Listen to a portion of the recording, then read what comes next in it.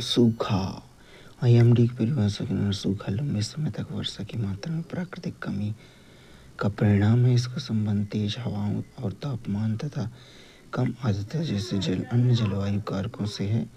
ये कारक सूखे की घटना की गंभीरता बढ़ा सकते हैं। सूखा वर्ष ड्रॉट ईयर वह वर्ष जिसमें कुल वर्षा की कमी दीर्घकालिक औसत एलपीए मूल्य से 10% से अधिक होती है। क्षेत्र का 20% से अधिक हिस्सा सूखे की स्थिति गंभीर या मध्यम या संयुक्त मध्यम और गंभीर से प्रभावित होता है। चाहे वह मध्यम या गंभीर या संयुक्त रूप से मध्यम एवं गंभीर सूखे की स्थिति से प्रभावित होता है। दीर्घकालिक औसत एलपीए यह किसी विशेष क्षेत्र में एक निश्चित अंतराल जैसे एक माह या मौसम में दर्ज की गई जिसकी औसत 30 वर्ष या 50 वर्ष जैसी लंबी अवधि में मापा जाता है। अखिल भारतीय गंभीर सूखा वर्ष all India severe drought year. अखिल भारतीय गंभीर सूखा वर्ष all India severe drought year जब सूखे का स्थानिक क्षेत्र 40% से अधिक हो। सूखे के प्रकार में मौसम संबंधी सूखा समय और स्थान पर अपर्याप्त असमान रूप से वितरित वर्षा की लंबी अवधि, इससे वर्षण कम होता है, दीर्घकालिक जल संकट की संभावना रहती है। कृषि संबंधी सूखा लंबे समय तक वर्षा न होने के कारण मृदा में नमी कम हो जाती है जो फसलों की वृद्धि के लिए पर्याप्त होती है। इससे फसलें खराब हो जाती हैं। 30% से अधिक संचित सकल फसल भूमि वाले क्षेत्र कम प्रभावित होते हैं। जल विज्ञान संबंधी सूखा जलाशयों, झीलों, जलभृतों में जल स्तर में गिरावट आती है जो पुनः पूर्ति स्तर से नीचे गिर जाती है। इसके परिणाम स्वरूप घरेलू कृषि औद्योगिक आवश्यकताओं के लिए जल आपूर्ति कम हो जाती है। पारिस्थितिकी संबंधी सूखा जल की कमी से प्राकृतिक पारिस्थितिकी तंत्र में उत्पादकता कम हो जाती है। पारिस्थितिकी संकट उत्पन्न होता है। पारिस्थितिकी तंत्र और जैव विविधता को नुकसान पहुंचता है। भारत में सूखा प्रवण क्षेत्र गंभीरता और वितरण यूएनसीसीडी के अनुसार भारत में 36.8% भूमि सूखा प्रवण है तथा लगभग 83.85 जनसंख्या सूखे से प्रभावित है। भारत का सूखाग्रस्त क्षेत्र का एटलस 1901 से 2020 इस बात की पुष्टि करता है कि भारत का लगभग 2/3 लगभग 68% फसल क्षेत्र सूखा की चपेट में है। गंभीरता के आधार पर क्षेत्रीय वर्गीकरण सेवेरिटी बेस्ड और रीजनल क्लासिफिकेशन चरम सूखा क्षेत्र एक्सट्रीम ड्रॉट जोन पश्चिमी राजस्थान मरुस्थलीय अरावली पहाड़ियों के पश्चिम क्षेत्र और गुजरात का कच्छ क्षेत्र। गंभीर सूखा क्षेत्र सीवियर ड्रॉट जोन पूर्वी राजस्थान मध्य प्रदेश पूर्वी महाराष्ट्र आंध्र प्रदेश आंतरिक भाग कर्नाटक पठार आंतरिक तमिलनाडु दक्षिणी झारखंड और आंतरिक उड़ीसा।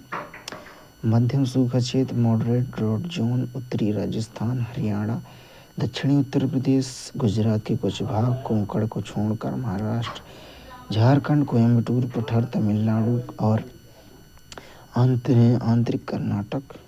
अत्यंत उच्च या उच्च सूखा श्रेणी जोखिम श्रेणी के 85% से अधिक जिले बिहार असम झारखंड उड़ीसा उत्तर प्रदेश महाराष्ट्र पश्चिम बंगाल कर्नाटक तमिलनाडु छत्तीसगढ़ केरल झारखंड और हरियाणा में स्थित है। भारत सरकार के अनुसार सूखे का परिणाम कृषि प्रभाव फसलें नष्ट होने से अनाज और चारे की कमी होती, पशुपालन में नुकसान, मवेशियों और अन्य जानवरों में उच्च मृत्यु दर देखी जाती है। पलायन या प्रवास लंबे समय तक सूखे के कारण लोगों और मवेशियों का स्थानांतरित होना। मध्यम स्वास्थ्य जोखिम जल की कमी के कारण प्रदूषित जल के सेवन से बीमारियां फैलती हैं। भारत में बार बार पड़ने वाले सूखे का मुख्य कारण इसकी अद्वितीय भौतिक और जलवायु संबंधी समस्याएं। कम वर्षा लगभग 33% फसल क्षेत्रों में वार्षिक औसत वर्षा 75 सेंटीमीटर से कम है। वर्षा केवल 75 सेंटीमीटर होती है। इन क्षेत्रों में कृषि सीमित सिंचाई कवरेज के कारण वर्षा पर बहुत अधिक निर्भर करती है। वर्षा में उतार चढ़ाव उच्च राष्ट्रीय औसत के बावजूद वार्षिक औसत और क्षेत्रीय वर्षा पैटर्न में महत्वपूर्ण विभिन्न भिन्नताएं मौजूद हैं। लगभग 73% वार्षिक वर्षा दक्षिण पश्चिम मानसून के दौरान छोटी अवधियों 100 दिनों से कम में होती है। असमान वितरण विभिन्न क्षेत्रों में वर्षा असमान रूप से वितरित होती है। अधिक वर्षा के कारण जल भंडारण के बजाय बहाव रन ऑफ में बदल जाता है, जिससे सूखा प्रतिरोधक क्षमता में कमी आती है। जल संसाधन संबंधी चुनौतियों में जल का अत्यधिक दोहन और सतही जल का अपर्याप्त संरक्षण सिंचाई क्षमता को कम करता है। मनुष्य और पशुओं के लिए प्रति व्यक्ति जल की उपलब्धता लगातार कम होती जा रही है। यहाँ तक कि सूखा रहित वर्षों में भी संसाधनों का दबाव सूखा प्रभावित क्षेत्र में मवेशियों और पशुधन के पलायन से पड़ोसी क्षेत्रों में के संसाधन पर दबाव पड़ता है। क्रिप्टोग्रामिक क्रस्ट शुष्क क्षेत्रों में बायोलॉजिकल सॉइल क्रस्ट्स साइनोबैक्टीरिया काई लाइकेंस जीवित त्वचा के रूप में कार्य करते हैं। ये नाइट्रोजन स्थिरीकरण करते हैं और वायु के माध्यम से मृदा अपरदन को रोकते हैं। पशुओं का अतिचारण के कारण क्रस्ट नष्ट हो जाता है, जिससे घास समाप्त होने से पहले ही भूमि का तीव्र क्षरण हो जाता है। सूखा प्रबंधन के लिए अंतर्राष्ट्रीय प्रयास संयुक्त राष्ट्र विकास कार्यक्रम UNDP ने एकीकृत शुष्क भूमि विकास कार्यक्रम IDDP शुरू किया है, जिसका उद्देश्य शुष्क भूमि में गरीबी और असंधारणीय भूमि प्रबंधन की दोहरी कमजोरियों पर काम करके प्रतिरोधक क्षमता को बढ़ाना है। संयुक्त राष्ट्र आपदा जोखिम न्यूनीकरण कार्यालय United nation office of disaster risk reduction UNDDR ने सूखा जोखिम न्यूनीकरण फ्रेमवर्क तैयार किया है, जो उच्च स्तरीय और स्थानीय कार्यवाही के लिए एक व्यापक रूपरेखा तैयार करता है।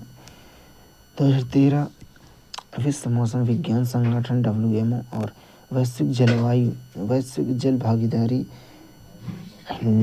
GWP के सूखे की समस्या से निपटने के लिए एकीकृत सूखा प्रबंधन कार्यक्रम integrated drought management program IDMP शुरू किया है। IDMP इसके भागीदारों ने सूखा प्रबंधन के 3 स्तंभ अपनाए हैं। भारत में सूखे की कोई एकल कानूनी रूप से स्वीकृत परिभाषा नहीं है। कुछ राज्य सूखे की अपनी अलग परिभाषा अपनाते हैं। आपदा के रूप में सूखा आपदा प्रबंधन अधिनियम 2005 की धारा 2 के तहत परिभाषित किया गया है। 2016 में स्वराज अभियान बनाम भारत संघ के मामले में सर्वोच्च न्यायालय का निर्णय राष्ट्रीय आपदा प्रबंधन प्राधिकरण NDMA को सूखा प्रबंधन के लिए उत्तरदायी एजेंसी बनाया गया है, खास तौर पर दीर्घकालिक निवारक और अपशमन उपायों की रूपरेखा तैयार करने के लिए। हालांकि संबंधित राज्य सरकार सूखा घोषित करने के लिए अंतिम प्राधिकरण होगी। सूखा की घोषणा किसी जिले, तालुका, तहसील या ब्लॉक के किसी विशेष गांव के लिए भी की जा सकती है। आकस्मिक सूखा फ्लैश ड्रॉट परिभाषा आकस्मिक सूखा की विशेषता त्वरित तीव्रता, जो कृषि पारिस्थितिकी तंत्र और जल उपलब्धता के लिए भारी जोखिम पैदा करती है। पारंपरिक सूखे की स्थिति महीनों या वर्षों में विकसित होती है। इसके विपरीत आकस्मिक सूखा चरम मौसम की स्थितियों के कारण तेजी से बढ़ता है, आमतौर पर कुछ हफ्तों से लेकर कई महीनों तक रहता है। विशेषताओं में स्थानीयकृत अथवा व्यापक हो सकता है। सामान्य रूप से तीव्र गति से बढ़ता है। ऊपरी मृदा परत में नमी की कमी हो जाती है, जो अधिक गहराई तक जा सकती है और फसल जड़ वाले क्षेत्रों एवं वनस्पति को प्रभावित कर सकती है। जलवायु परिवर्तन और संबंधित अंतर्राष्ट्रीय पर्यावरणीय सम्मेलन। जलवायु परिवर्तन मानवीय गतिविधियों के कारण तापमान, मौसम प्रतिरूप पैटर्न में दीर्घकालिक परिवर्तन के कारण वायुमंडल की संगठन संरचना में निरंतर परिवर्तन हो रहा है। भूमंडलीय तापन या ग्लोबल वार्मिंग, इसका तात्पर्य वैश्विक तापमान में दीर्घकालिक वृद्धि से है, जो ग्रीन हाउस प्रभाव के कारण होने वाली जलवायु परिवर्तन का हिस्सा है। भूमंडलीय तापन के कारण बढ़ते तापमान के अन्य प्रभाव भी देखने को मिल रहे हैं, जिससे समुद्र के स्तर में वृद्धि, ग्लेशियरों का पिघलना, ध्रुवीय बर्फ टोपियों, क्रायोस्फीयर की क्षति, महासागर का अम्लीकरण आदि शामिल है। जलवायु परिवर्तन से संबंधित महत्वपूर्ण जानकारी में जलवायु साक्ष्यों के रूप में पेड़ों के छल्ले, इन छल्लों की चौड़ाई और रंग पिछली जलवायु स्थितियों की जानकारी प्रदान करते हैं। चौड़े छल्ले आर्द्र काल का संकेत है, जबकि एवं पतले छल्ले सूखे वर्षों का संकेत देते हैं। चट्टान की परतें, तलछटी चट्टानें अपनी संरचना और जीवा सामग्री के माध्यम से तापमान, वर्षा, समुद्री धाराओं में परिवर्तन दर्ज करती हैं। परागकण संबंधी साक्ष्य, विभिन्न पादपों की प्रजातियों के परागकण मृदा और झील के तलछट में संरक्षित होते हैं। बर्फ के टुकड़े, ध्रुवीय क्षेत्रों में खोदे गए गहरे बर्फ के टुकड़े हजारों साल पहले वायु के बुलबुले और बर्फ की परतों को अपने अंदर संग्रहित कर लेते हैं। अन्य उदाहरणों में इसके प्रवाल भित्तियाँ, इसके अलावा प्रवाल भित्तियाँ गुफाओं के स्पेलियोथेम्स झील तलछट भी पिछले जलवायु परिवर्तन की घटनाओं को समझने में मदद करते हैं। जलवायु परिवर्तन और ग्रीनहाउस प्रभाव। बढ़ते वैश्विक तापमान और परिणामी जलवायु के परिवर्तन पीछे प्राथमिक तंत्र ग्रीनहाउस गैस जलवायु उत्सर्जन के कारण होने वाला ग्रीनहाउस प्रभाव है। ग्रीनहाउस प्रभाव वह प्राकृतिक प्रक्रिया है जिसके द्वारा पृथ्वी के वायुमंडल में कुछ गैसें जैसे कार्बन डाइऑक्साइड, मीथेन और जलवाष्प सूर्य ताप को संग्रहित करती है। यह सूर्य के प्रकाश को वायुमंडल में प्रवेश करने देता है, लेकिन कुछ ऊष्मा को अंतरिक्ष में वापस जाने से रोकता है, जिससे ग्रह पर जीवन के लिए पर्याप्त ऊष्मा की प्राप्ति होती है। महत्व में प्राकृतिक ग्रीनहाउस प्रभाव औसत वैश्विक तापमान को 15 डिग्री सेल्सियस के आसपास बनाए रखता है। इसके अभाव में तापमान 70 डिग्री सेल्सियस तक गिर सकता है, जिससे जीवन अस्थिर हो सकता है। हालांकि मानवीय गतिविधि से होने वाला अत्यधिक ग्रीनहाउस गैस उत्सर्जन इस प्रभाव को बढ़ा सकता है, जिससे भूमंडलीय तापन और जलवायु परिवर्तन होता है। जलवायु परिवर्तन के प्रमुख कारण में ग्रीनहाउस गैस उत्सर्जन, जीवाश्म ईंधन का दहन, वनों की कटाई, कृषि और औद्योगिक प्रक्रियाओं में कार्बन डाइऑक्साइड, मीथेन और नाइट्रस ऑक्साइड N2O का अत्यधिक उत्सर्जन होता है। वनों का कटाव, वनों को साफ करने से वनों द्वारा किए जाने वाला कार्बन अवशोषण कम हो जाता है, जिससे कार्बन डाइऑक्साइड वायुमंडलीय CO2 का स्तर बढ़ जाता है।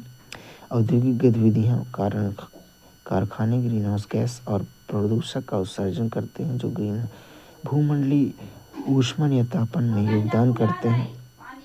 कृषि एवं पशुपालन से मीथेन उत्सर्जन होता है और कृषि गतिविधियों में उर्वरक के उपयोग नाइट्रस ऑक्साइड निकालते हैं। शहरीकरण, शहरों में बढ़ते पलायन से ऊर्जा के बढ़ते उपयोग और अपशिष्ट उत्पादन में उत्सर्जन बढ़ता है। भूमि के उपयोग में परिवर्तन, प्राकृतिक आवासों को कृषि या शहरी क्षेत्रों में परिवर्तन करने से पारिस्थितिकी तंत्र और कार्बन चक्र बाधित होता है। एरोसोल यह उद्योगों और वाहनों द्वारा उत्सर्जित होता है तथा वायुमंडलीय तापन एवं मौसमी प्रतिरूप पैटर्न को अत्यधिक प्रभावित करती है।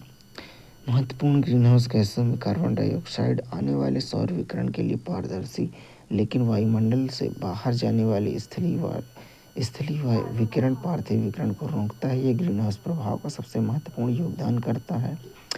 पृथ्वी का कुल कार्बन 1.85 बिलियन गीगा टन है। मानव उत्सर्जन ज्वालामुखी उत्सर्जन से 40 से 100 गुना अधिक है। ईंधन दहन से होने वाला CO2 उत्सर्जन के मामले में भारत चीन के बाद एशिया प्रशांत क्षेत्र में दूसरे स्थान पर है। विद्युत और ऊष्मा का उत्पादन भारत के CO2 उत्सर्जन में सबसे बड़ा योगदान देता है। कार्बन भंडार सतह से नीचे कुल कार्बन का 97.73% है। सतह के ऊपर 2.27%, विभाजन गहरे समुद्र 85.1%, समुद्री तलछट में 6.9%, स्थलीय जीवमंडल में 4.6%, सतही महासागर में 2%, वायुमंडल में 1.4%। मीथेन यह CO2 के बाद दूसरी सबसे महत्वपूर्ण ग्रीनहाउस गैस है जो वायुमंडलीय तापमान को कम से कम 30% योगदान देती है। गंधहीन ग्रीनहाउस तथा वायु से भी हल्का जो नीली लौ के साथ चलता है। वैश्विक मीथेन बजट का अनुमान है कि वैश्विक मीथेन उत्सर्जन लगभग 580 मीट्रिक टन है, 580 मीट्रिक टन है, जिसमें 60 मानवीय गतिविधियों से और 40 प्राकृतिक स्रोतों से प्राप्त होता है। मानवीय गतिविधियों से मीथेन के सबसे बड़े स्रोत हैं कृषि, जिसमें पशुपालन, पराली जलाना, धान के खेत शामिल हैं।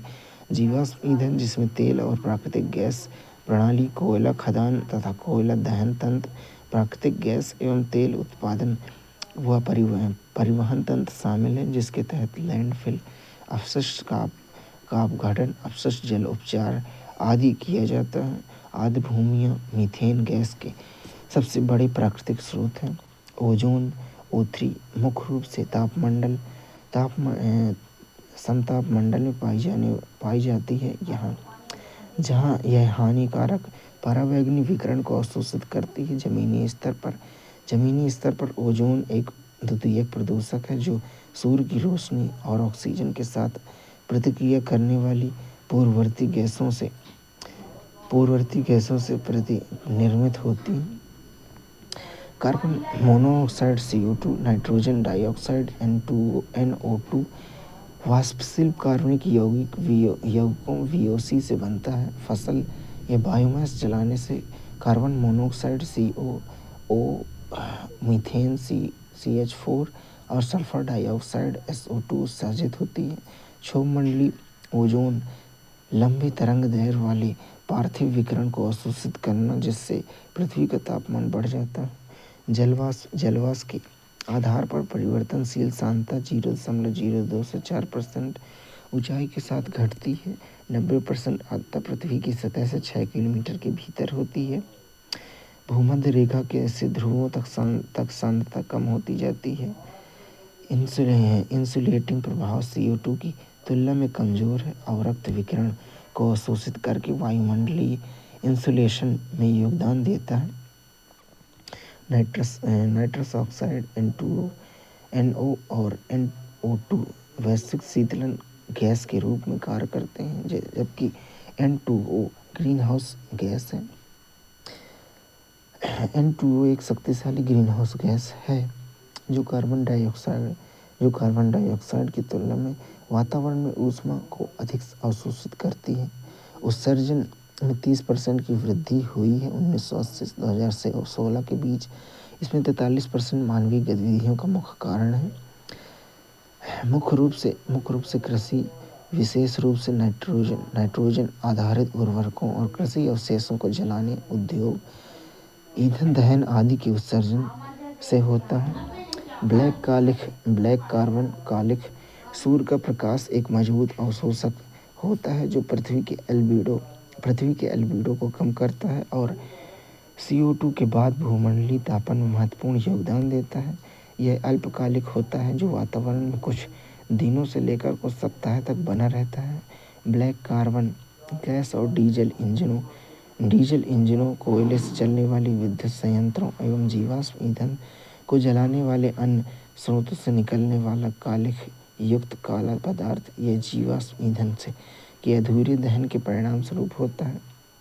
कार्बन मोनोऑक्साइड CO यह अल्पकालिक और अप्रत्याशित ग्रीनहाउस गैस CO2 में कार्बन मोनोऑक्साइड में CO2 में ऑक्सीकरण होता है। अप्रत्यक्ष रूप से मीथेन और क्षोभमंडलीय ओजोन सांद्रता में वृद्धि होती है। जब कोयले, तेल, प्राकृतिक गैस और लकड़ी जैसे कार्बन आधारित ईंधन जलाए जाते हैं तो कार्बन मोनोऑक्साइड बनता है। कार्बन मोनोऑक्साइड वायुमंडल में हाइड्रोक्सिल OH रेडिकल्स के साथ प्रतिक्रिया करते हैं, जिससे इसकी प्रचुरता कम हो जाती है। चूँकि हाइड्रोक्सिल OH रेडिकल्स मीथेन जैसी मजबूत ग्रीनहाउस गैसों के जीवन काल को कम करने में मदद करते हैं, इसलिए कार्बन मोनोऑक्साइड अप्रत्यक्ष रूप से इन गैसों की भूमंडलीय तापन की क्षमता को बढ़ाता है। वायुमंडल में कार्बन मोनोऑक्साइड क्षोभमंडलीय ग्रीनहाउस गैस ओजोन के निर्माण का कारण भी बन सकती है। फ्लोराइड युक्त गैसें यद्यपि ये मुख्य रूप से ओजोन परत के क्षरण के लिए उत्तरदायी गैस हैं, तथापि ये एक शक्तिशाली ग्रीनहाउस गैस भी मानी जाती हैं।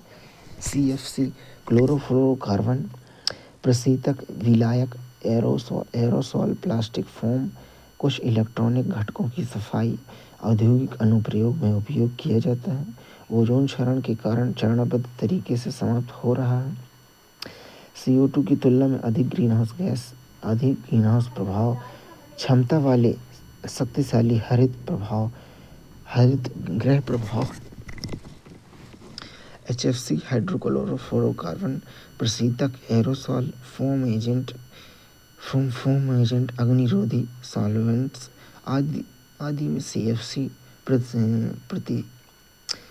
प्रतिस्थापन के रूप में उपयोग किया जाता है। लंबे वायुमंडलीय जीवन काल के साथ शक्तिशाली हरित गृह प्रभाव है। हाइड्रोक्लोरोकार्बन HFC GWP 140 से 11,700 तक होती है। जीवन काल 1 से 270 वर्ष के बीच होती है। PFC परफ्लोरोकार्बन, ये कार्बन और फ्लोरीन से बना है। एल्युमिनियम उत्पादन, अर्धचालक विनिर्माण के दौरान उत्सर्जित होता है। परफ्लोरोकार्बन PFC GWP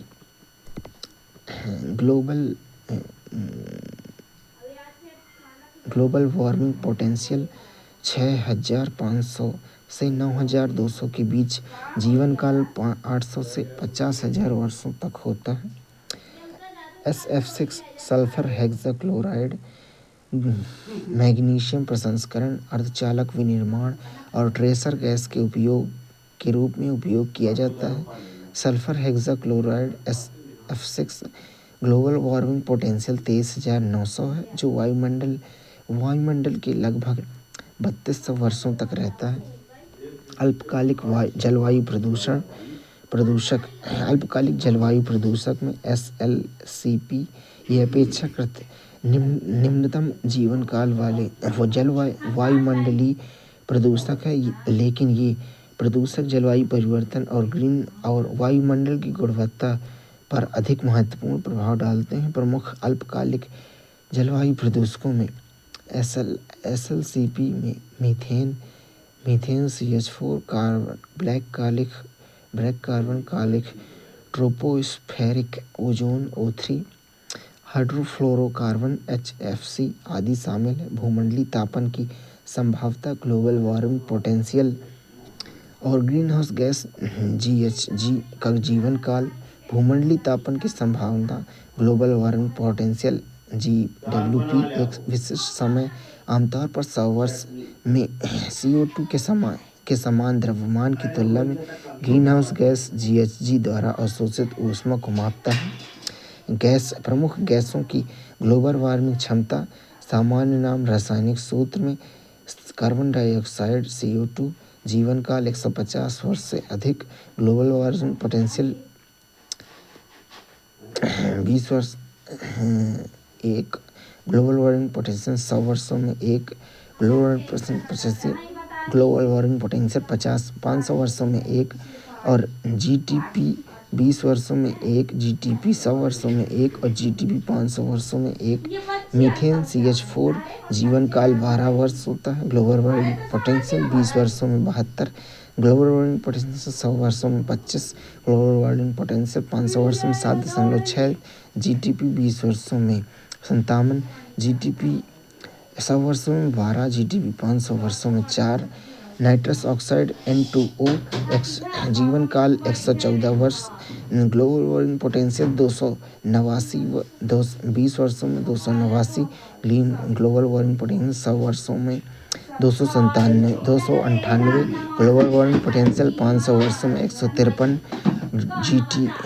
जीटीपी 20 वर्षों में 303, जीटीपी 100 वर्षों में 322, जीटीपी 500 वर्षों में 265। सल्फर हेक्साफ्लोराइड SF6 जीवन काल 3200 वर्ष। ग्लोबल वार्मिंग पोटेंशियल 20 वर्षों में 16,300, ग्लोबल वार्मिंग पोटेंशियल 100 वर्षों में 22,800, ग्लोबल वार्मिंग पोटेंशियल 500 वर्षों में 32,600, जीटीपी 20 वर्षों में 17,500, जीटीपी 100 वर्षों में 23,400, जीटीपी 500 वर्षों में 28,000। ब्लैक कार्बन जीवन काल 0.020 वर्ष।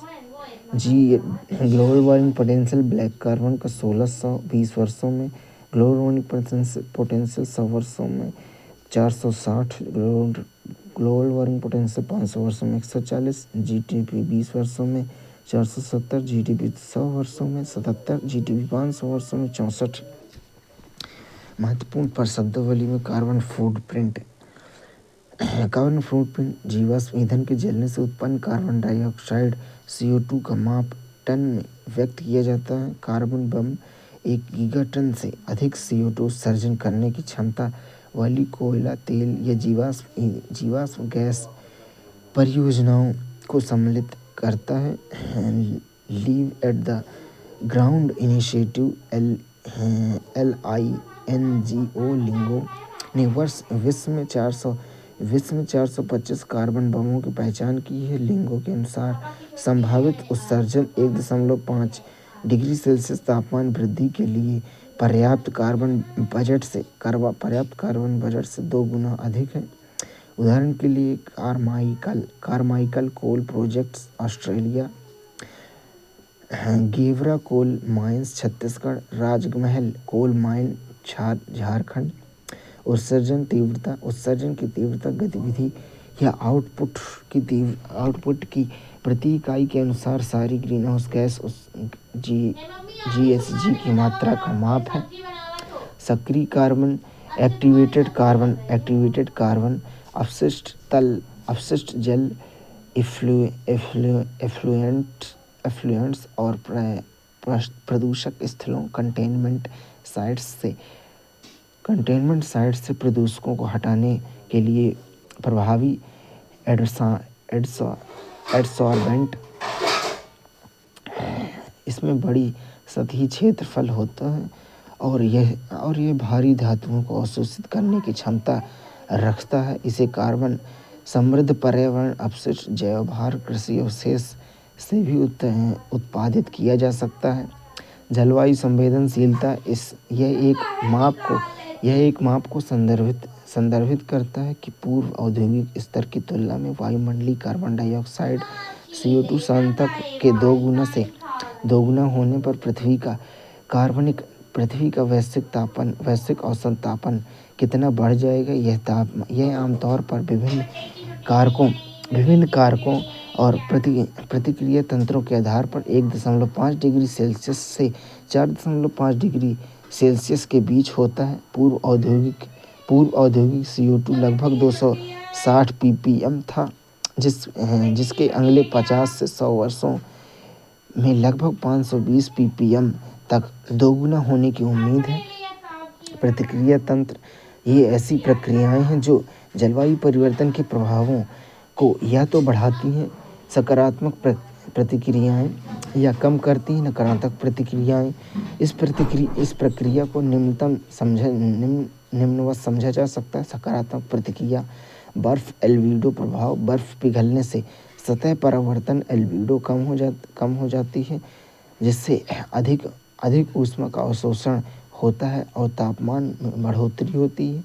जलवाष्प प्रतिक्रिया गर्म तापमान जलवाष्प ग्रीन हाउस गैस को बढ़ाता है, जो अंततः ग्रीन हाउस प्रभाव को बढ़ाता है। परमाफ्रॉस्ट पिघलना, इससे मीथेन और CO2 का उत्सर्जन होता है, जिससे वायुमंडलीय तापमान में बढ़ोतरी होती है। नकारात्मक प्रतिक्रिया में बादल निर्माण, वाष्पीकरण बढ़ने से अधिक बादल बन जाते हैं, जो सूर्य के प्रकाश को परावर्तित करेंगे और सतह को ठंडा करेंगे।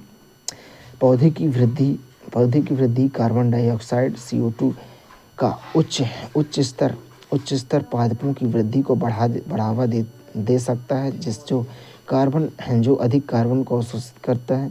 दीमक, टर्मिट्स और मीथेन उत्सर्जन अपने पेट में रहने वाले सहजीवी सूक्ष्म जीवों के कारण सेल्यूलोज के पाचन के दौरान मीथेन उत्सर्जन करते हैं।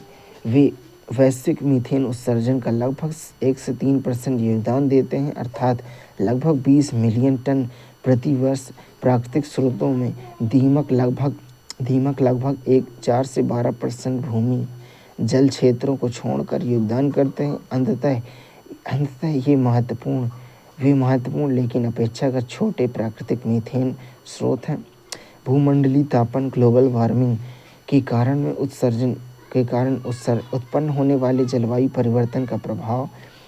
जलवायु परिवर्तन के कारण बर्फ का पिघलना, समुद्र स्तर में वृद्धि, चरम मौसमी घटनाओं जैसे बहुआयामी मुद्दे सामने आते हैं। ये जलवायु परिवर्तन पारिस्थितिकी तंत्र को बाधित करते हैं, जैव विविधता को खतरे में डालते हैं और मानव स्वास्थ्य, खाद्य सुरक्षा तथा आर्थिक स्थिरता के लिए गंभीर खतरा उत्पन्न करते हैं। क्रायोस्फीयर का सिकुड़ना। क्रायोस्फीयर में बर्फ या हिम के क्षेत्र शामिल हैं, जिसमें महाद्वीपीय बर्फ की चादरें, ग्लेशियर, परमाफ्रॉस्ट और महासागरों, नदियों तथा झीलों के जमे हुए हिस्से शामिल होते हैं। क्रायोस्फीयर की भूमिका उच्च एल्बिडो के माध्यम से ऊष्मा को प्रतिबिंबित करता है, विश्व के कई हिस्सों में मीठे जल की आपूर्ति करता है और जलवायु परिवर्तन के प्रति संवेदनशील है। ये पिछले वर्षों या शताब्दियों के वैश्विक जलवायु परिवर्तन को समझने के लिए पृथ्वी के ब्लैक बॉक्स के रूप में कार्य करता है। क्रायोस्फीयर के सिकुड़ने के परिणाम वनस्पति परिवर्तन। बर्फ के पिघलने से उच्च अक्षांश वाले क्षेत्रों में कृषि योग्य भूमि में वृद्धि हो सकती है, लेकिन समुद्र के बढ़ते स्तर के कारण समुद्र तट के किनारे पर इसकी मात्रा कम हो सकती है। तरंगित प्रकार के ग्लेशियर भूमंडलीय ऊष्मन के कारण टूटने पर हिमनद झील के भीषण बाढ़ का कारण बन सकते हैं। आर्कटिक में नए समुद्री मार्ग। आर्कटिक वैश्विक औसत में दोगुनी तेजी से गर्म हो रहा है, जिससे नए समुद्री मार्ग खुल रहे हैं, जिससे शिपिंग, ऊर्जा, मत्स्य खनिज संसाधनों में नए अवसर पैदा हो रहे हैं। परमाफ्रॉस्ट वह भूमि है जो कम से कम 2 साल तक 32 डिग्री फ़ारेनहाइट 0 डिग्री सेल्सियस या उससे कम तापमान पर पूरी तरह जमी रहती है। परमाफ्रॉस्ट मृदा, चट्टान, रेत के संयोजन से बनता है, जो बर्फ के माध्यम से एक साथ बंधे होते हैं। आर्कटिक दोलन या ऑसिलेशन AO एक ऐसी घटना है जो यह बताती है कि मध्य से लेकर उच्च अक्षांशों के सतही वायुमंडलीय प्रतिरूप पैटर्न एक दूसरे से कैसे संबंधित हैं। ये संबंध जेट स्ट्रीम को प्रभावित करता है, जो वह है ऊपरी वायुमंडल में तेज हवाओं की एक पट्टी को, जो आमतौर पर गर्म और ठंडी हवा को अलग करता है। परिणाम स्वरूप ये तेज हवाएं ग्रेट लेक्स सहित मध्य अक्षांशों के मौसम को प्रभावित करती हैं। आर्कटिक दोलन के 2 चरण होते हैं, सकारात्मक और नकारात्मक। इसे आमतौर पर आर्कटिक दोलन सूचकांक के माध्यम से मापा जाता है, जो संख्यात्मक रूप से आर्कटिक दोलन की शक्ति का वर्णन करते हैं। आर्कटिक दोलन के सकारात्मक चरण के दौरान जेट स्ट्रीम आमतौर पर तेज होती हैं और उत्तर की ओर कुछ दूरी तक स्थिर रहती हैं, जिससे ठंडी ध्रुवीय वायु आर्कटिक तक सीमित रहती है, जिसके परिणाम स्वरूप गर्म शुष्क सर्दियों का मौसम होता है। नकारात्मक चरण के दौरान जेट स्ट्रीम कमजोर और लहरदार होती है, जिसके कारण ठंडी हवा ग्रेट लेक्स क्षेत्र के दक्षिण की ओर बहने में सक्षम होती है। आर्कटिक दोलन स्वाभाविक रूप से काफ़ी परिवर्तनशील है और दैनिक, मासिक, मौसमी या वार्षिक रूप से उतार चढ़ाव कर सकता है। कुछ दिनों के बाद आर्कटिक दोलन के व्यवहार भविष्यवाणी करना मुश्किल होता है। आर्कटिक विश्व के अन्य हिस्सों की तुलना में तेजी से गर्म हो रहा है। हाल के दशकों में आर्कटिक शेष विश्व की तुलना में लगभग दोगुनी गति से गर्म हो रहा है। कारण समुद्री बर्फ का नष्ट होना सबसे अधिक उद्धृत कारणों में से एक है। जब चमकीली और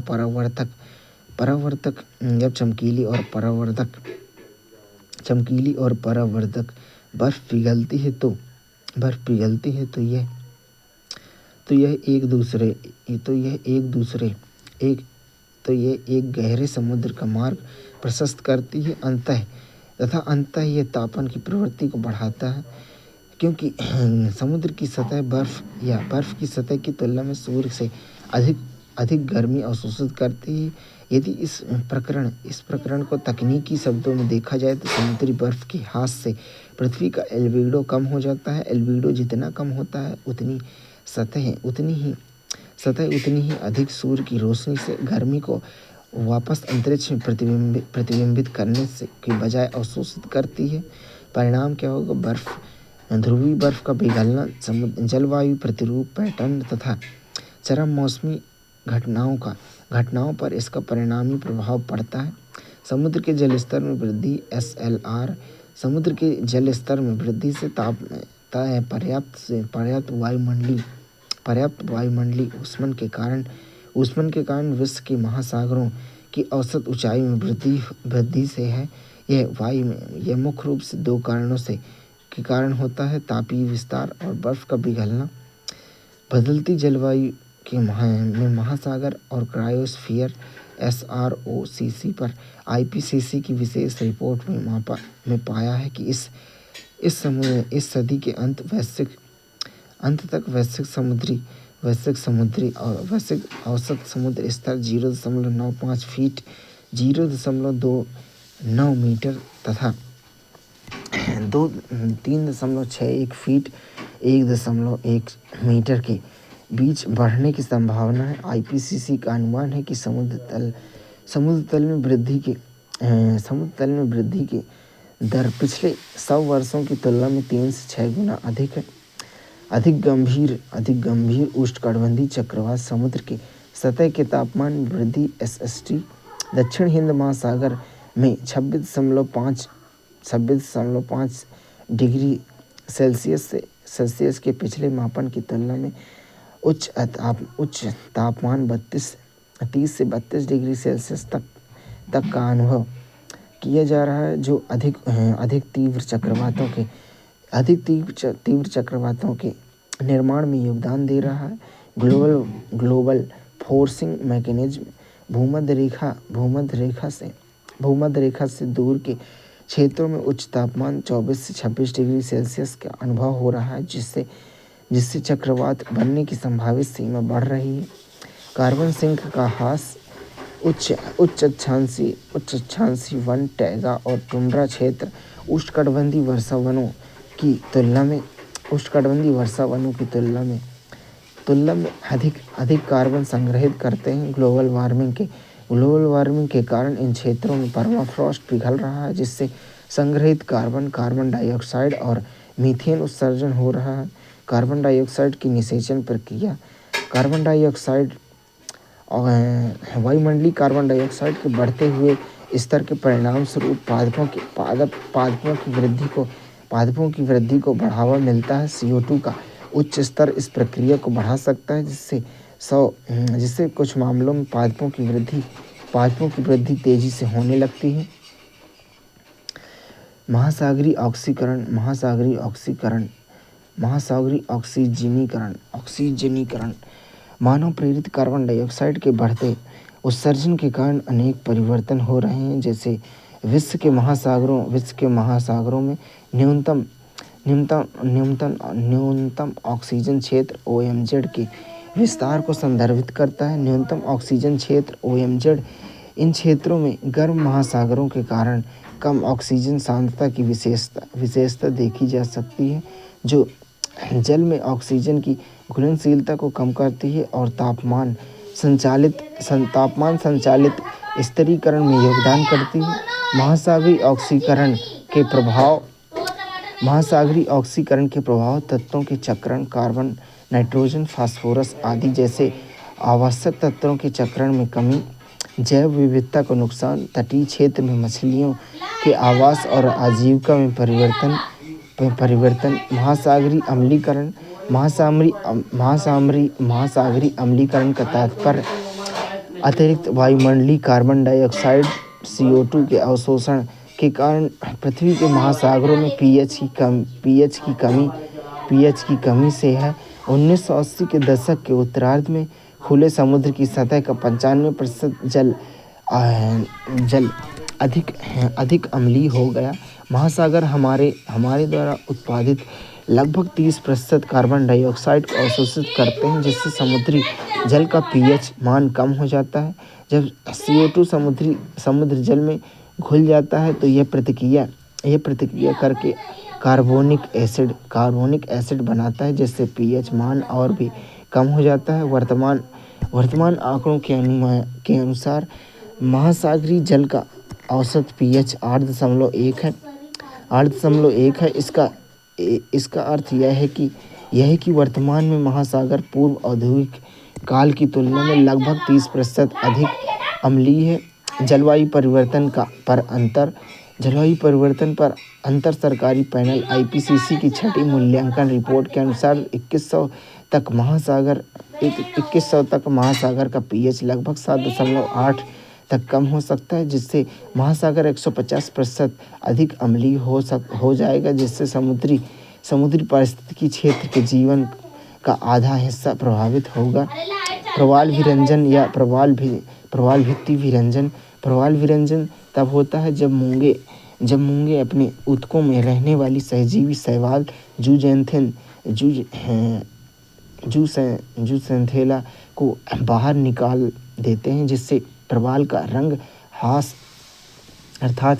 रंग खो देते हैं, जैसे सफ़ेद दिखने लगते हैं। एवं यह मुख्य रूप से पर्यावरणीय तनाव विशेष रूप से भूमंडलीय ऊष्मा के कारण बढ़ते समुद्री तापमान के कारण होता है। प्रवाल विरंजन के कारण तापमान परिवर्तन यह महासागरीय अम्लीकरण और अकार्बनिक पोषक तत्वों में वृद्धि का प्रमुख कारण है। वायुमंडलीय अनावृत्ति, कम ज्वार या समुद्र के स्तर में गिरावट के दौरान वायुमंडल के संपर्क में आने से विरंजन होता है। जेनोबायोटिक्स, तांबे, शाकनाशियों और तेल जैसे दूषित पदार्थों की उच्च सांद्रता के संपर्क में आने से विरंजन हो सकती है। एपिजूटिक्स मूंग रोध हालांकि सीधे तौर पर विरंजन से संबंधित नहीं है, लेकिन मूंगे के स्वास्थ्य पर प्रतिकूल प्रभाव डाल सकता है। प्रवाल पुनर्स्थापन के लिए बायो रॉक प्रौद्योगिकी जिसमें इस्पात संरचनाओं पर खनिज अभिवृद्धि या इलेक्ट्रो संचय शामिल है। इसका इसका उपयोग प्रवाल पुनर्स्थापना के लिए किया जाता है। जल में इलेक्ट्रोड के माध्यम से विद्युत धारा प्रवाहित करने से बायो रॉक का निर्माण होता है, जिससे प्रवाल भित्तियों के विकास में सहायता मिलती है। प्रवाल पुनर्स्थापन हेतु अन्य प्रौद्योगिकियों में मूंगा बागवानी प्रवाल के टुकड़ों को जल के नीचे नर्सरी या कृत्रिम संरचनाओं में तब तक उगाया जाता है जब तक कि वे इतने बड़े ना हो जाएं कि उन्हें वापस भित्तियों में प्रत्यारोपित किया जा सके। सूक्ष्म विखंडन विकास दर में तेजी लाने के लिए जो मूंगे को छोटे छोटे टुकड़ों में तोड़ता है। इस प्रक्रिया से यह ब्रेन कोरल जैसी धीमी गति से बढ़ने वाली कोरल प्रजातियों के लिए उपयोगी होती है। 3D प्रिंटेड चट्टानें पर्यावरणीय अनुकूलन पदार्थ जैसे चूना पत्थर बलुआ पत्थर से बनी कृत्रिम चट्टानें प्राकृतिक चट्टान संरचनाओं की नकल करने के लिए 3D प्रिंटेड चट्टानें हैं।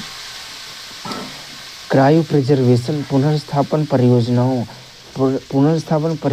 में भविष्य में उपयोग के लिए मूंगा युग्मक लार्वा या पॉलिप्स को अति निम्न तापमान पर जमा कर फ्रीज करके रखा जाता है। लार्वा प्रसार प्राकृतिक स्पिनिंग घटनाओं के दौरान मूंगा स्पॉन को पकड़ता है। नियंत्रित वातावरण में लार्वा बढ़ाता है और उन्हें क्षतिग्रस्त चट्टानों पर छोड़ देता है। शैवाल का परिचालन कोरल ऊर्जा के लिए सहजीवी शैवाल जूसेंथेला पर निर्भर करता है। तनाव की प्रति सहज शैवाल उपभेदों का परिचय प्रतिकूल परिस्थितियों में प्रवाल अस्तित्व में सुधार कर सकता है।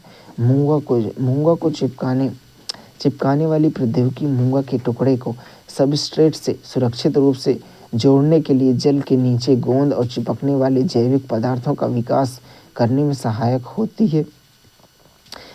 सनशील्ड और शीतलक उपकरण प्रवाल विरंजन को रोकने के लिए समुद्र की सतह के तापमान को कम करने या अतिरिक्त सूर्य की रोशनी को रोकने की तकनीकी है। जलवायु परिवर्तन से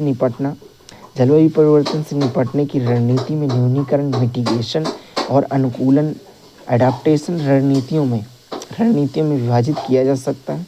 जलवायु परिवर्तन में न्यूनीकरण और अनुकूलन के बीच तुलना करें तो न्यूनीकरण की परिभाषा क्या है? जलवायु परिवर्तन को धीमा करने के लिए ग्रीन हाउस उत्सर्जन को कम करने या रोकने के उद्देश्य से की जाने वाली क्रियाविधि न्यूनीकरण कहलाती है। अनुकूलन जलवायु परिवर्तन में हुए नुकसान को कम करने और लचीलापन बढ़ाने के लिए जलवायु परिवर्तन के प्रभावों को समायोजित करने के लिए उठाए गए कदम अनुकूलन है। उदाहरण के लिए न्यूनीकरण के उदाहरण नवीकरणीय ऊर्जा स्रोतों में संक्रमण, ऊर्जा दक्षता में सुधार, वनारोपण एवं पुनर्वनीकरण।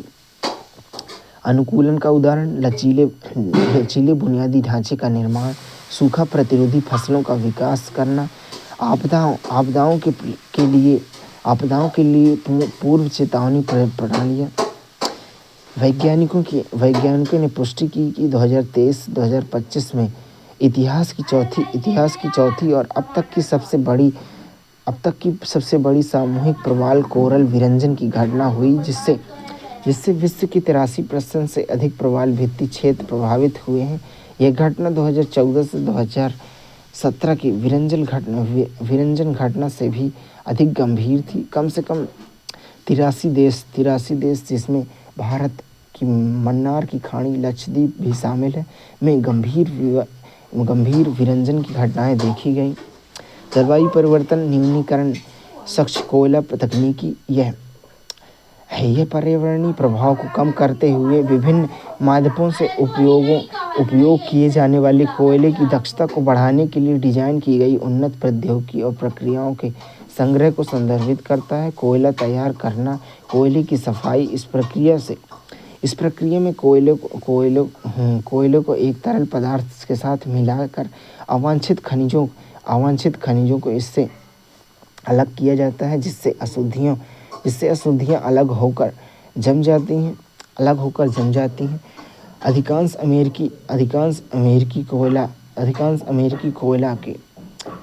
अमेरिकी कोयला के विपरीत भारतीय कोयले में सल्फर की मात्रा कम होती है। अध्ययनों से पता चला कि भारतीय कोयले में सल्फर की मात्रा मुश्किल से 0.7% है, जो कोयले में समान रूप से वितरित नहीं है, बल्कि पाइरेटिक बैंड के केंद्र जो नग्न आंखों से दिखाई देती है। भारतीय कोयले में सल्फर निकालने का सबसे अच्छा उपाय इसे धोना है। इलेक्ट्रोस्टैटिक प्रेसिपिटेटर्स, कोयला गैसीकरण, गीले स्क्रबर्स, निम्न NOx बर्नर, ऑक्सीजन को प्रतिबंधित करके और दहन प्रक्रिया में बदलाव करके नाइट्रोजन ऑक्साइड के निर्माण को कम करना, भारतीय कोयले को प्रतिस्थापित करना। भारत का कोयला निम्न गुणवत्ता वाला गोंडवाना कोयला है, जिसमें कम कार्बन, राख और नमी की मात्रा भी उच्च होती है। गुणवत्ता हेतु सुझाव में दक्षता बढ़ाने के लिए सब क्रिटिकल कोयला विद्युत संयंत्रों को सुपर क्रिटिकल और अल्ट्रा सुपर क्रिटिकल में बदला जाए। कार्बन डाइऑक्साइड निष्कासन CDR तकनीकी, कार्बन डाइऑक्साइड निष्कासन तकनीकों का लक्ष्य वातावरण में CO2 को हटाना और जलवायु परिवर्तन को कम करने के लिए इन्हें सुरक्षित रूप से संग्रहित करना। इन्हें प्रकृति आधारित प्रौद्योगिकी आधारित दृष्टिकोणों में वर्गीकृत किया जा सकता है। प्रकृति आधारित तकनीकी में वनारोपण या पुनर्वनारोपण, प्रकाश संश्लेषण के माध्यम से CO2 को अवशोषित करने और बायोमास को संग्रहित करने के लिए अधिक से अधिक वृक्षारोपण करना, मृदा कार्बन पृथक्करण, स्थायी कृषि और कार्बनिक पदार्थों के संयोजन के माध्यम से कार्बन को संग्रहित करने की मृदा की क्षमता को बढ़ाना। ब्लू कार्बन पारिस्थितिकी तंत्र, वनस्पति और तलछट में CO2 को समाहित करने के लिए तटीय पारिस्थितिकी तंत्र जैसे समुद्री घास की रक्षा या पुनर्स्थापना करना। बायोचार, कार्बन युक्त पदार्थ बनाने के लिए कम ऑक्सीजन वाले वातावरण में बायोमास को जुटाना, जो मृदा को समृद्ध करने में सहायक हो सके। प्रौद्योगिकी आधारित में डायरेक्ट एयर कैप्चर DAC, वायु से सीधे CO2 प्राप्त करने के लिए रासायनिक प्रक्रियाओं का उपयोग करना है, जिसके बाद संग्रहित या उपयोग किया जा सके। वायु से प्रत्यक्ष रूप से संग्रहित CO2 का उपयोग प्लास्टिक उत्पादन और खाद्य प्रसंस्करण जैसे कार्बोनेट पेय में किया जा सकता है। इसे ग्रीनहाउस के साथ मिलाकर सिंथेटिक लो कार्बन विमानन ईंधन E-फ्यूल्स भी बनाया जा सकता है। कार्बन कैप्चर और स्टोरेज CCS, कार्बन प्रक्रियाओं या विद्युत संयंत्रों में CO2 उत्सर्जन को कैप्चर करना और इसका भूमिगत भंडारण करना। भंडारण विकल्पों में भूगर्भित पृथ्वी के CO2 को प्रभावित करना और समुद्री गतिविधियां शामिल हैं।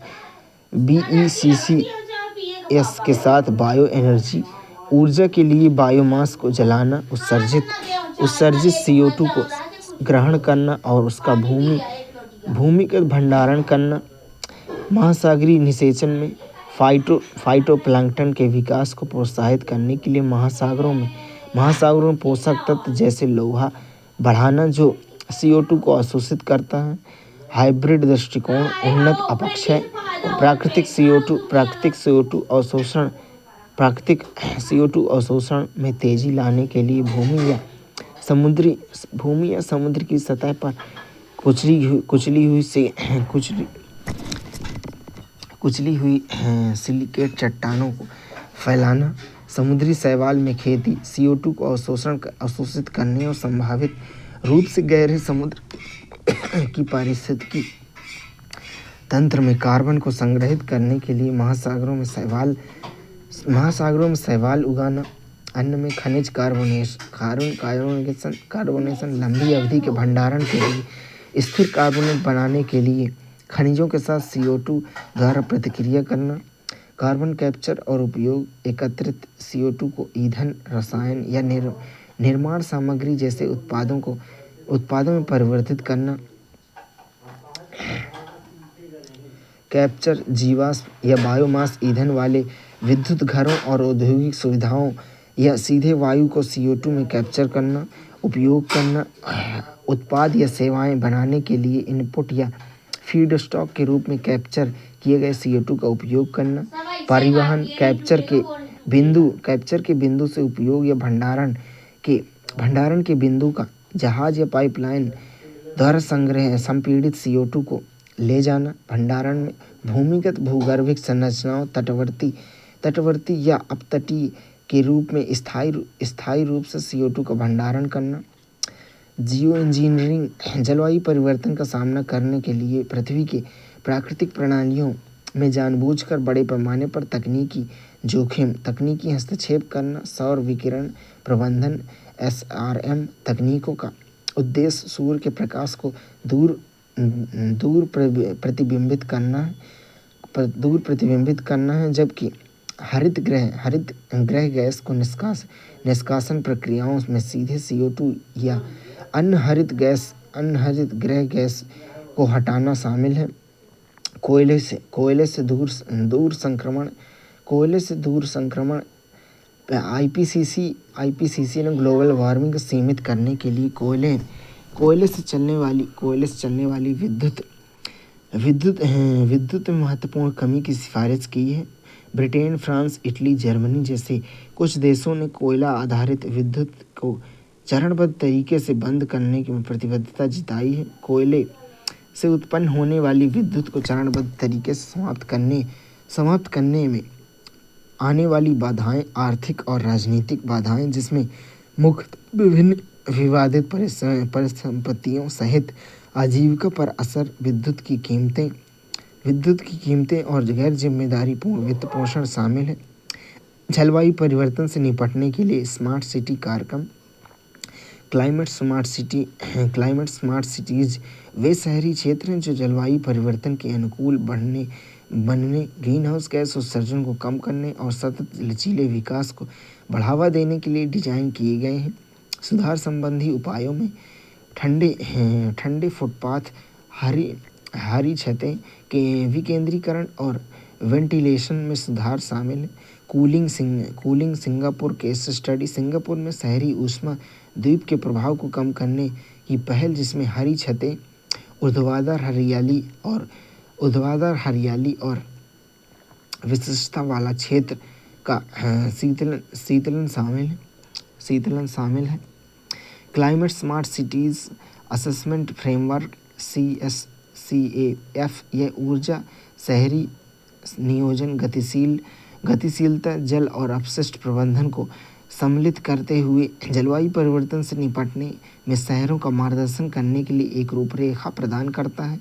एकीकृत आवास मूल्यांकन के लिए ग्रीन रेटिंग GRIHA इमारतों के पर्यावरणीय प्रदर्शन का आकलन करने वाला राष्ट्रीय रेटिंग उपकरण है। हरित अर्थव्यवस्था में परिवर्तन, प्राथमिकताओं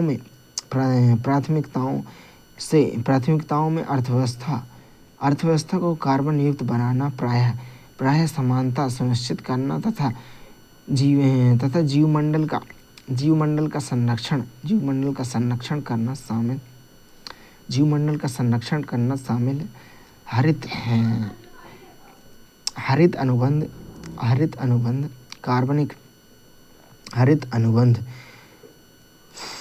वाणिज्यिक अनुबंध जो वस्तुओं और सेवाओं के वितरण के दौरान ग्रीन हाउस गैस उत्सर्जन में कमी को अनिवार्य करते हैं।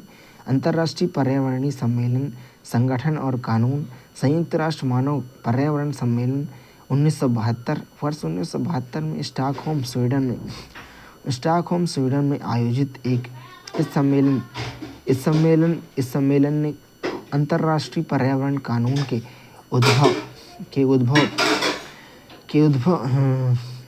उद्भव में एक महत्वपूर्ण भूमिका निभाई है। इस सम्मेलन ने स्टॉकहोम घोषणा और मानव पर्यावरण के लिए कार्य योजना को अपनाने का नेतृत्व किया है। स्टॉकहोम घोषणा पत्र को मानव पर्यावरण पर घोषणा के रूप में जाना जाता है। संयुक्त राष्ट्र पर्यावरण कार्यक्रम UNEP भूमिका। संयुक्त राष्ट्र पर्यावरण कार्यक्रम UNEP संयुक्त राष्ट्र की एक एजेंसी है जो पर्यावरणीय गतिविधियों का समन्वय करती है। विकासशील देशों को पर्यावरण की दृष्टि से सुदृढ़ नीतियों को लागू करने में सहायता करती है और संयुक्त राष्ट्र प्रणाली के भीतर पर्यावरणीय मुद्दों को संबोधित करती है। इसका गठन स्टॉकहोम सम्मेलन के परिणाम स्वरूप किया गया था। UNEP द्वारा स्थापित या कार्यान्वयन एजेंसी में जलवायु परिवर्तन पर अंतर सरकारी पैनल IPCC वर्ष 1988 में विश्व मौसम विज्ञान संगठन के साथ गठित वैश्विक पर्यावरणीय सुविधा GEF और मॉन्ट्रियल प्रोटोकॉल के बहुपक्षीय कोष के लिए कार्यान्वयन एजेंसी 17 सतत विकास लक्ष्यों SDG को प्राप्त करने में मदद करने के लिए संयुक्त राष्ट्र सतत विकास लक्ष्य SDG का सदस्य हैं। यह मुख्यतः CBD, CMS और साइट्स सहित विभिन्न पर्यावरणीय समझौतों या अनुसंधान निकायों के सचिवालय की मेजबानी करता है। मॉन्ट्रियल प्रोटोकॉल 1987 और मीनामाता कन्वेंशन 2012 जैसे सफल समझौतों में शामिल है। Faith for earth initiative FEI वर्ष 2017 में UNDP द्वारा शुरू किया गया, जिसमें सतत विकास लक्ष्य SDG को सामूहिक रूप से प्राप्त करने के लिए विश्वास आधारित संगठनों के साथ रणनीतिक रूप से जुड़ने के लिए तथा पर्यावरणीय मुद्दों पर नीतिगत वार्ता के लिए वैश्विक गठबंधन फॉर क्रिएशन का निर्माण किया गया है। मुख्य रिपोर्ट में emission gap report, global environment outlook GEO, UNCED पृथ्वी शिखर सम्मेलन रियो डी जेनेरियो 1992। इस सम्मेलन ने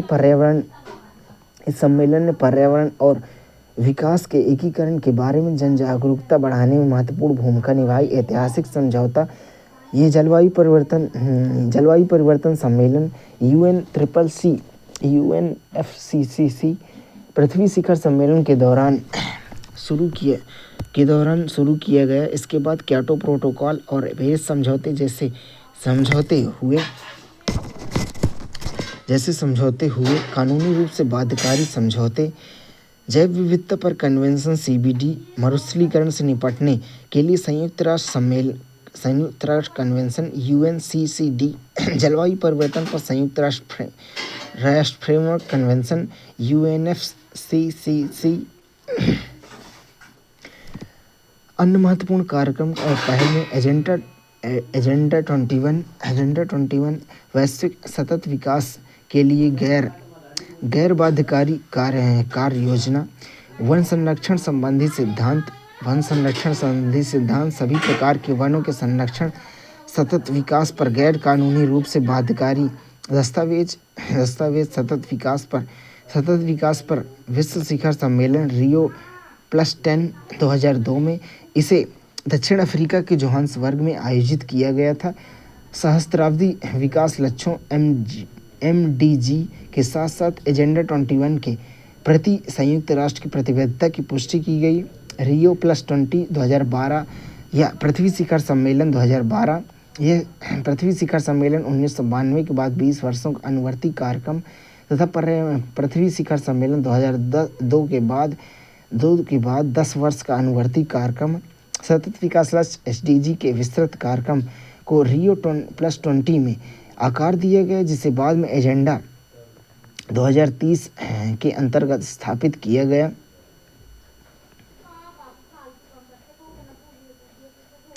हरित अर्थव्यवस्था पर कार्यवाही हेतु साझेदारी पेज PAGE रियो +20 घोषणा द फ्यूचर वी वांट की प्रतिक्रिया के रूप में वर्ष 2013 में शुरू किया गया। इसका उद्देश्य सतत विकास लक्ष्य संख्या 8 को प्राप्त करने में देशों की सहायता करना, पूर्ण एवं उत्पादक रोजगार के साथ सतत समावेशी और सतत आर्थिक विकास को बढ़ावा देना, सतत विकास पर उच्च स्तरीय रणनीतिक मंच HLPF भूमिका में संयुक्त राष्ट्र आर्थिक और सामाजिक परिषद इकोसोक ECOSOC के तहत एक मंच जो 1992 में पृथ्वी शिखर सम्मेलन के परिणामों की देखरेख के लिए जिम्मेदार है। बैठक में इसकी बैठक प्रत्येक 4 वर्ष में महासभा के तहत और अन्य वर्षों में ECOSOC के तहत आयोजित की जाती हैं। उत्तरदायित्व एजेंडा 21 जोहान्सबर्ग घोषणा Rio plus 20 Barbuda programme of action SIDS का सतत विकास और LDC 4 सबसे कम विकसित देशों का चौथा संयुक्त राष्ट्र सम्मेलन सहित विभिन्न परिणामों के कार्यान्वयन की गति की देखरेख करता है। महत्वपूर्ण घटनाक्रम में 1979 प्रथम विश्व जलवायु सम्मेलन WCC, जलवायु परिवर्तन पर पहली वैश्विक वार्ता 1988 IPCC की स्थापना, जलवायु विज्ञान पर आकलन करने के लिए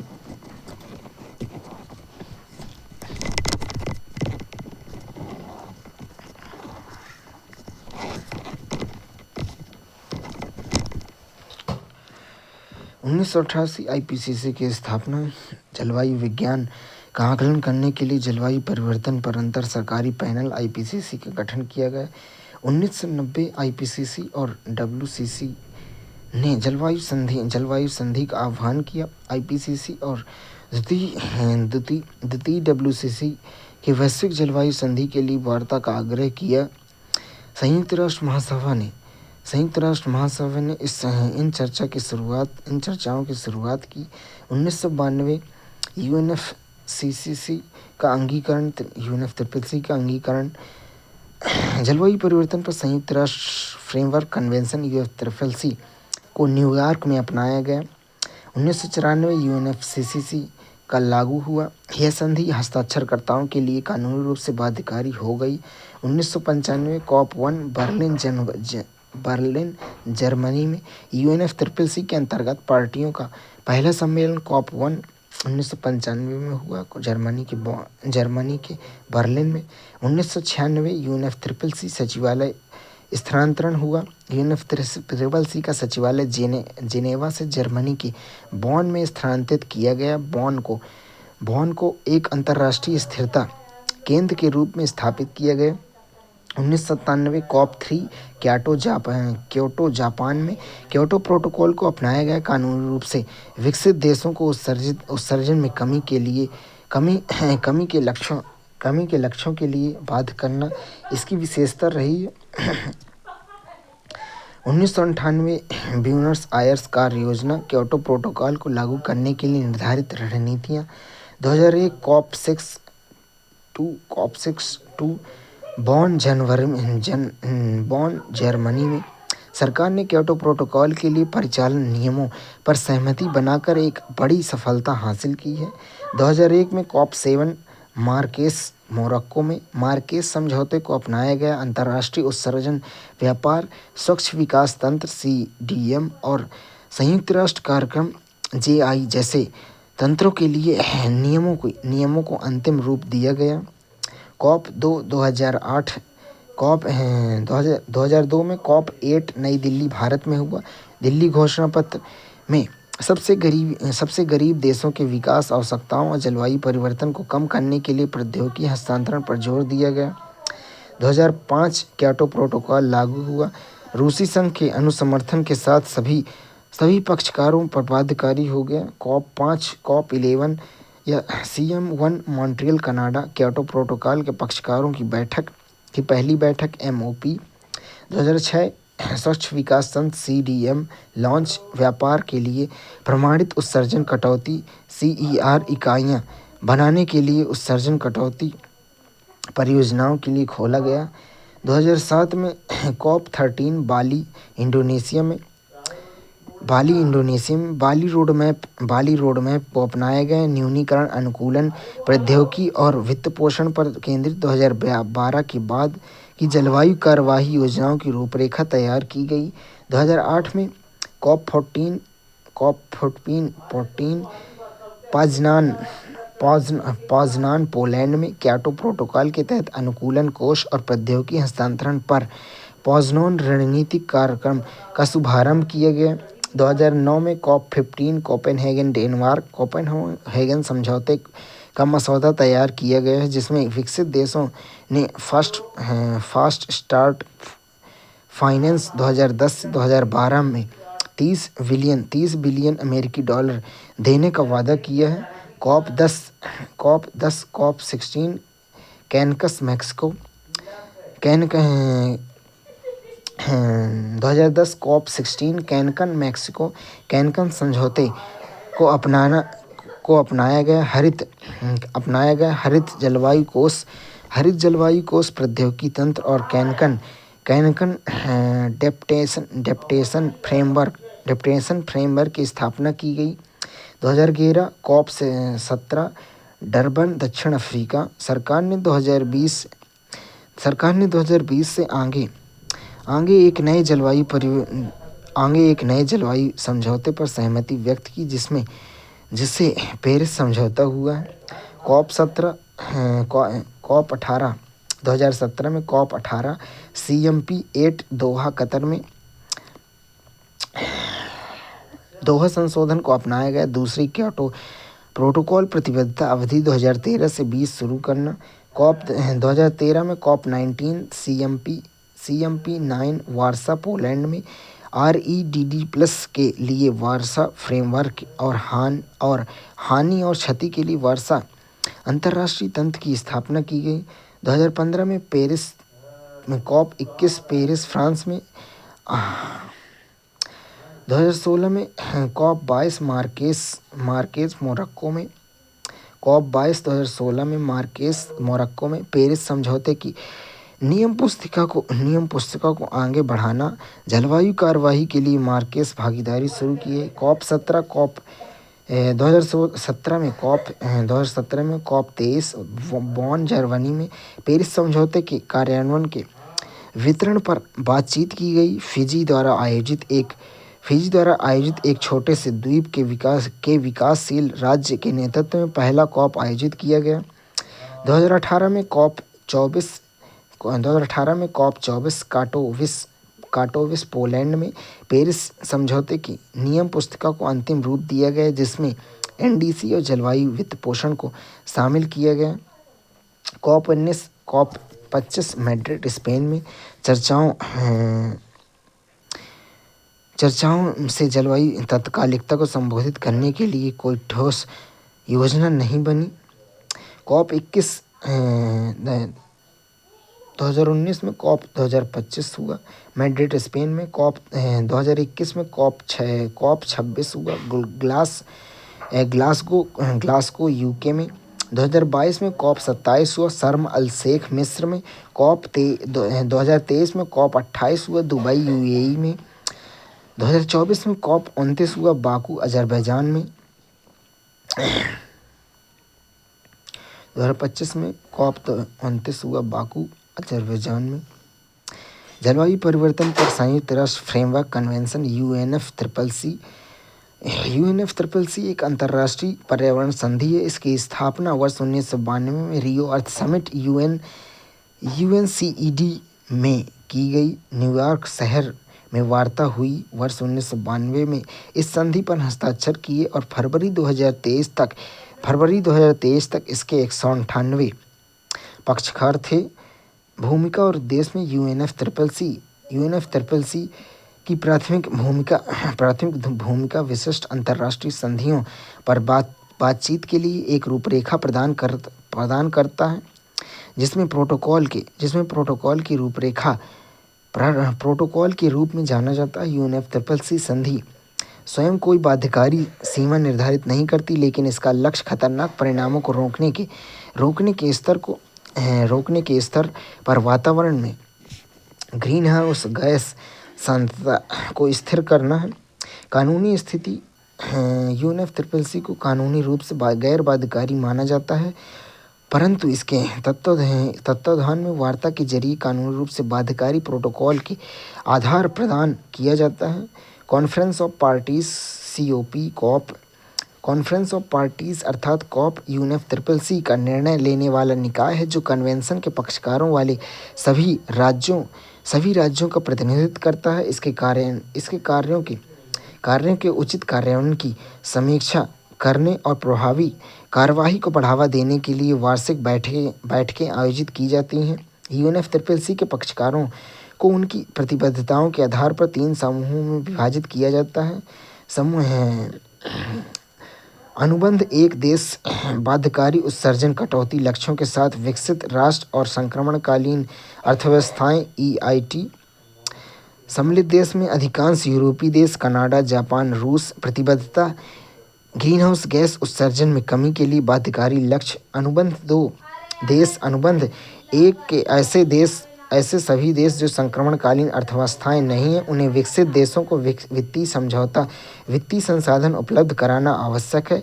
सम्मिलित देश में विकसित अनुबंध देश जैसे कि USA, UK, जर्मनी प्रतिबद्धता में उत्सर्जन में कमी और अनुकूलन के लिए वित्तीय संसाधन उपलब्ध कराने होंगे। गैर अनुबंध 1 देश में विकासशील देश को प्रोटोकॉल के तहत उत्सर्जन को सीमित करने की आवश्यकता नहीं है। सम्मिलित देश में चीन, भारत, अफ्रीका, दक्षिण अमेरिका के देश प्रतिबद्धता में उत्सर्जन में कमी के लिए कोई बाध्यकारी प्रतिबद्धता नहीं है। उत्सर्जन में कमी के लिए कोई बाध्यकारी प्रतिबद्धता नहीं है। Kyoto protocol COP 3 1997। Kyoto protocol अवलोकन 11 दिसंबर 1997 को अपनाए गए। क्योटो प्रोटोकॉल का उद्देश्य जलवायु परिवर्तन को कम करने के लिए कार्बन डाइऑक्साइड CO2 और अन्य ग्रीनहाउस गैस CHS उत्सर्जन को कम करना। यह 16 जनवरी 2005 को 192 हस्ताक्षरकर्ताओं 2022 तक के साथ लागू हुआ। लक्षित गैसों में इसमें 6 ग्रीनहाउस गैसों को शामिल किया गया: carbon dioxide CO2, methane CH4, nitrous oxide N2O, hydrofluorocarbon HFC, perfluorocarbon PFC, sulphur hexachloride SF6। प्रतिबद्धताएं में औद्योगिक राष्ट्रों अनुबंध 1 देश पर ध्यान केंद्रित किया गया, जिससे उन्हें सामान्य लेकिन विभेदित जिम्मेदारियों के सिद्धांत के तहत उत्सर्जन में कटौती करने की आवश्यकता महसूस की गई। पहली प्रतिबद्धता अवधि में अनुबंध B लक्ष्य वर्ष 2008 से 2012 के दौरान उत्सर्जन को 1990 के स्तर में औसत 5% कम करना है। बाजार तंत्र में उत्सर्जन लक्ष्यों को पूरा करने के लचीले तंत्र की शुरुआत की है। अंतर्राष्ट्रीय उत्सर्जन व्यापार में अप्रयुक्त उत्सर्जन अनुमतियां अन्य देशों को बेचना। स्वच्छ विकास तंत्र CMD ऋण के लिए विकासशील देशों के उत्सर्जन कम करने वाली परियोजनाओं में निवेश करना। संयुक्त कार्यान्वयन JI अनुबंध 1 देश के बीच उत्सर्जन कटौती परियोजनाओं पर सहयोग करना। निगरानी और अनुपालन उत्सर्जन की निगरानी, समीक्षा, सत्यापन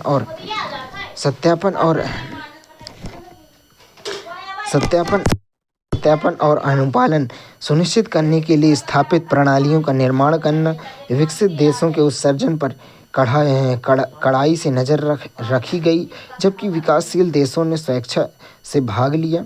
दोहा संशोधन 2012 8 दिसंबर 2012 को अपनाया गया। नए लक्ष्यों के साथ दूसरी प्रतिबद्धता अवधि 2013 से 2020 शुरू की गई। 1990 के स्तर से 18% नीचे ग्रीनहाउस गैस उत्सर्जन को कम करना। अद्यतन ग्रीनहाउस गैस सूची और दूसरी प्रतिबद्धता अवधि को संबोधित करने वाले संशोधित सामग्री। विकासशील राष्ट्र बाध्यकारी लक्ष्यों के लक्ष्यों से छूट दी गई है, लेकिन उत्सर्जन कम करने वाली परियोजनाओं जैसे भारत चीन के माध्यम से कार्बन क्रेडिट अर्जित और व्यापार किया जा सकता है। कार्बन क्रेडिट में कार्बन क्रेडिट प्रणालियों को क्योटो प्रोटोकॉल के साथ मिलकर अनुमोदित किया गया था। कार्बन क्रेडिट उन उद्देश्यों या समूहों को प्रदान किया जाता है जिन्होंने ग्रीनहाउस गैस को अपने उत्सर्जन कोटा में कम कर दिया है। कार्बन क्रेडिट प्रणाली का लक्ष्य कार्बन डाइऑक्साइड उत्सर्जन की वृद्धि को सीमित करना है। क्योटो प्रोटोकॉल के अंतर्गत लचीला बाजार तंत्र संयुक्त कार्यान्वयन, जब एक औद्योगिक देश दूसरे औद्योगिक देश में उत्सर्जन कटौती परियोजना में निवेश करता है तो कम की गई राशि निवेश के कुल उत्सर्जन के साथ मिलकर आंकी गिनी जाती है। स्वच्छ विकास तंत्र, जब एक औद्योगिक देश किसी विकासशील देश में उत्सर्जन कटौती परियोजना में निवेश करता है तो कम की गई राशि निवेशक की कुल उत्सर्जन कटौती के साथ मिलकर आंकी गिनी जाती है। अंतर्राष्ट्रीय उत्सर्जन व्यापार, औद्योगिकृत देश उत्सर्जन क्रेडिट खरीद और बेच सकते हैं। पेरिस समझौता COP21 पेरिस समझौता जलवायु परिवर्तन पर कानूनी रूप से बाध्यकारी अंतर्राष्ट्रीय संधि है। इसे 12 दिसंबर 2015 को पेरिस, फ्रांस में संयुक्त राष्ट्र जलवायु परिवर्तन सम्मेलन COP21 में 196 पक्षकारों द्वारा अपनाया गया। यह 4 नवंबर 2016 को लागू हुआ। इसका उद्देश्य वैश्विक तापमान में 2 डिग्री सेल्सियस से नीचे तक सीमित करना और 1.5 डिग्री सेल्सियस तक सीमित करने के लिए प्रयास करना है। विकसित देशों ने वर्ष 2020 तक जलवायु वित्त में प्रति वर्ष लगभग 100 अरब डॉलर जुटाने की प्रतिबद्धता जताई है। इस सम्मेलन से संबंधित देश स्वैच्छिक ग्रीनहाउस गैस कटौती लक्ष्य NDC निर्धारित करते हैं और हर 5 साल में उन्हें अधिक महत्वाकांक्षी लक्ष्यों के साथ अद्यतन करने का प्रयास करते हैं। वैश्विक तापमान में 1.5 डिग्री सेल्सियस तक सीमित करने के लिए ग्रीनहाउस गैस उत्सर्जन को वर्ष 2025 से पहले चरण पर पहुंचाना चाहिए। वर्ष 2030 तक 43% कम होना चाहिए।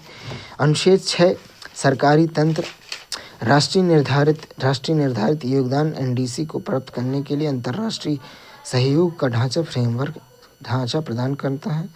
अंतर्राष्ट्रीय स्तर पर हस्तांतरणीय समन परिणामों ITMO के माध्यम से कार्बन बाजार को सक्षम बनाता है।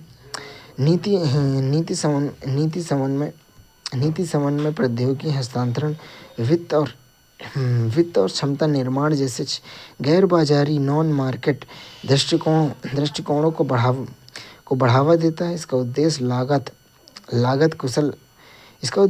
कुशल उत्सर्जन में कमी, सतत विकास को बढ़ावा देना है।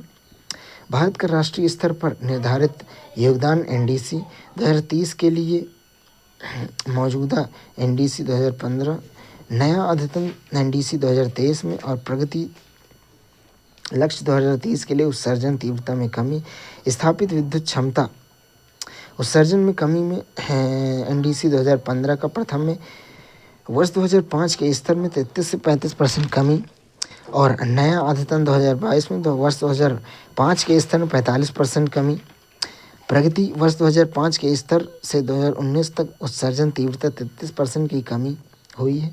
स्थापित विद्युत क्षमता में गैर जीवाश्म ईंधन का हिस्सा प्रथम NDC में 40%, अद्यतन NDC 2022 में 50% और प्रगति जून 2024 के अंत तक 45.4% हासिल किया गया। कार्बन सिंक प्रथम NDC में वनीकरण के माध्यम से 2.5 से 3 बिलियन टन अतिरिक्त कार्बन सिंक का निर्माण।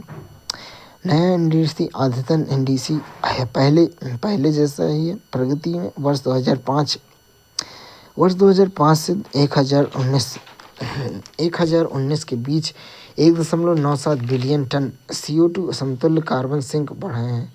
कार्बन सिंक बनाया गया है। क्योटो प्रोटोकॉल बनाम पेरिस समझौता स्थापना। क्योटो प्रोटोकॉल 1997 में बनाया गया और इसे वर्ष 2005 में अनुसमर्थित किया गया। वर्ष 1997 से 2020 के तक इसकी 2 अवधियां थीं। पेरिस समझौता 2016 में हस्ताक्षर किया गया। हर 5 साल में नई प्रतिबद्धताएं तय की जाती हैं। उत्सर्जन क्योटो प्रोटोकॉल में 1990 के स्तर की कुल उत्सर्जन में 5% की कमी लाने की मूल प्रतिबद्धता है। पेरिस समझौते में वैश्विक तापमान में पूर्व औद्योगिक स्तर से 1.5 डिग्री सेल्सियस तक सीमित करने का समग्र लक्ष्य रखा है। जिम्मेदारी क्योटो प्रोटोकॉल में केवल विकसित राष्ट्रों को उत्सर्जन कम करने की आवश्यकता थी, लेकिन पेरिस समझौते में सभी देशों को उत्सर्जन कम करने का आदेश दिया गया है। जलवायु वित्त में Paris Kyoto protocol CDM carbon credit और संयुक्त कार्यान्वयन जैसे लचीले बाजार तंत्र का प्रावधान करता है। पेरिस समझौता अनुच्छेद 6 देशों को सतत विकास तंत्र SDM जैसे बाजार और गैर बाजार तंत्र के माध्यम से सहयोग करने का प्रावधान करता है।